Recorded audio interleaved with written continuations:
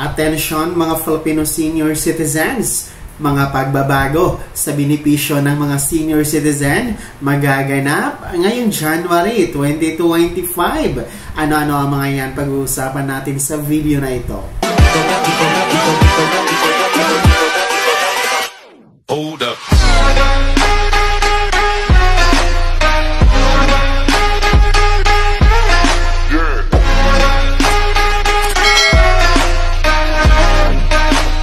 Hello mga ka-vlogs! Welcome dito sa aking YouTube channel. Magandang araw po sa lahat ng mga manonood. Saan po kayong dako sa mundo? Kumusta kayo mga ka-vlogs?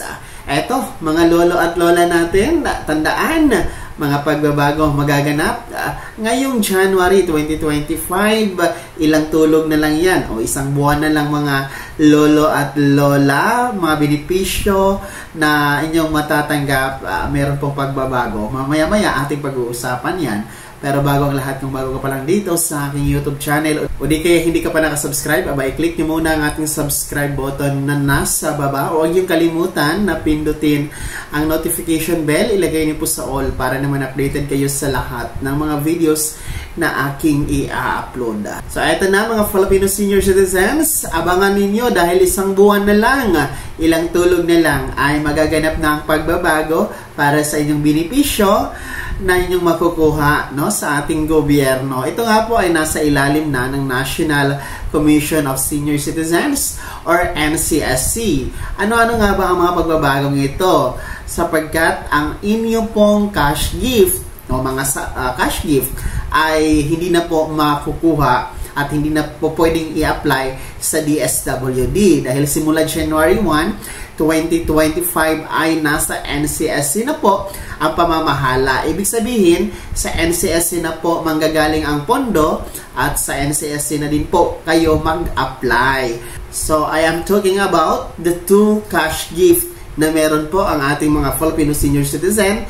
Take note, lahat ng mga senior citizen ay makaka-avail nito. Whatever, kung meron kayong pensyon o wala, may kaya o wala, lahat kayo entitled dito sa mga cash gift na ito. Una po ay ang ating Centenarian Act of 2016. Ito po yung pagbibigay ng 100,000 pesos na cash sa ating mga lolo at lola kung sila po ay aabot ng 100 years old at sila po ay makakatanggap ng 100,000 pesos cash gift plus the felicitation letter mula sa Pangulo ng Pilipinas. So ito naman po ay batas na talaga at marami na po ang nabibigyan nito, At ito nga po ay dapat ninyong i-apply sa NCSC starting January 1, 2025. Kaya inaanyayahan po ang mga nanonood po sa atin, kung meron kayong kakilala, kapamilya, kaanak, na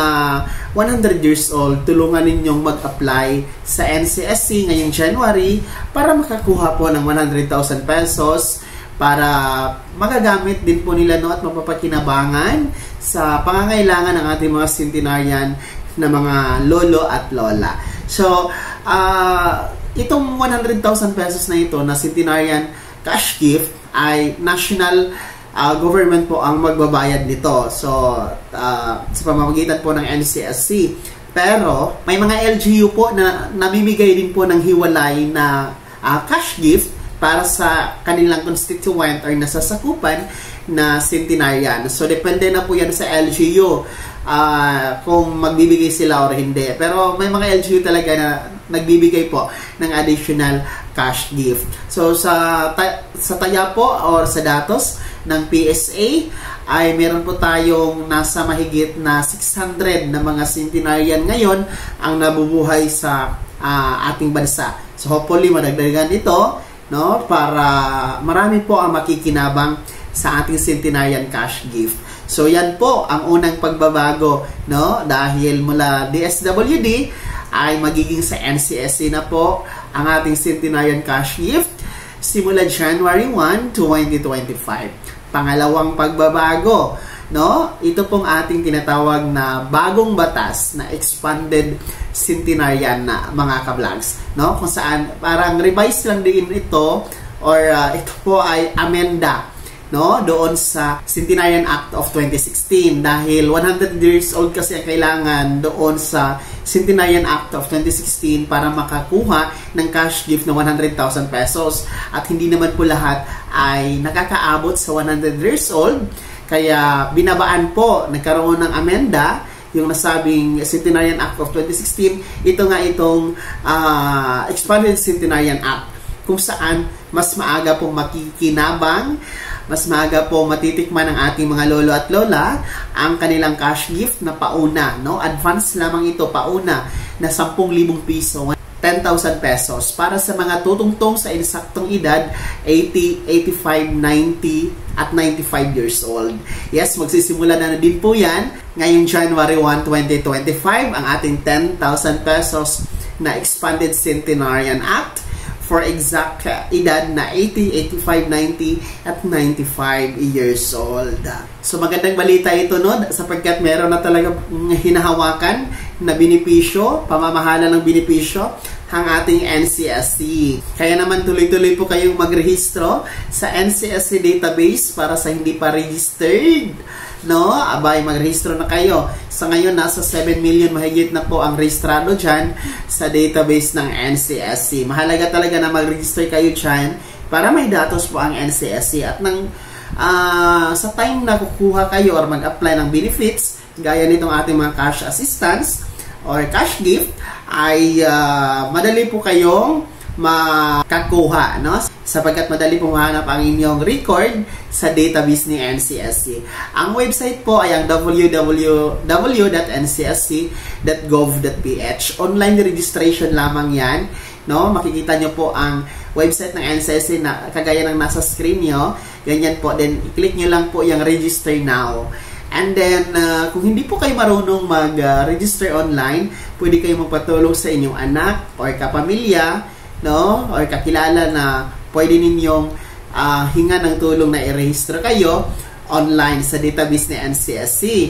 O di kaya, pwede din po kayong magpa-register sa inyong Office of the Senior Citizen Affairs or OSCA, yung nasa LGU ninyo na OSCA office. Ha, mga seniors? Punta kayo doon. Pwede kayong magpatulong, no? Mag-assist po yan sila na i-register kayo sa database ni NCSC.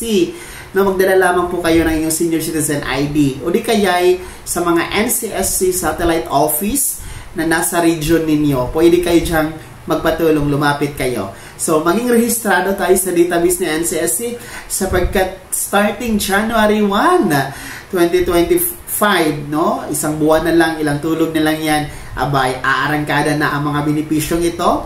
Ito ang ating Centenarian Act of 2016 na 100,000 pesos ipamimigay when you reach the milestone of 100 years old. And pangalawa, ang ating Expanded Centenarian Act na when you reach the age of 80, 85, 90, and 95 years old, bibigyan kayo ng paunang 10,000 pesos na cash gift. So, mga lolo at lola, ano po ang komento ninyo regarding dito sa ating balita?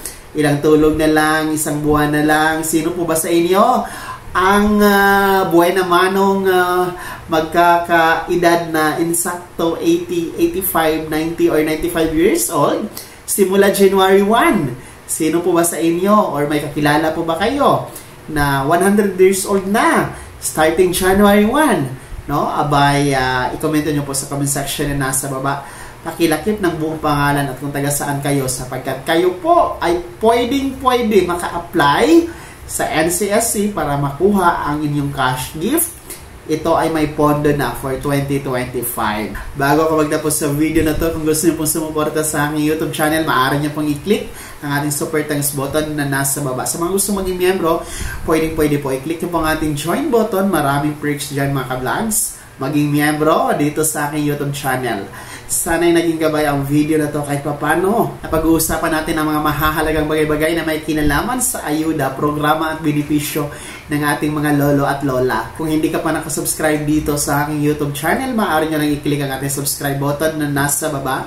Huwag nyo kalimutan na pindutin ang notification bell. Ilagay nyo po sa all para naman updated kayo sa lahat ng mga videos na aking i-upload.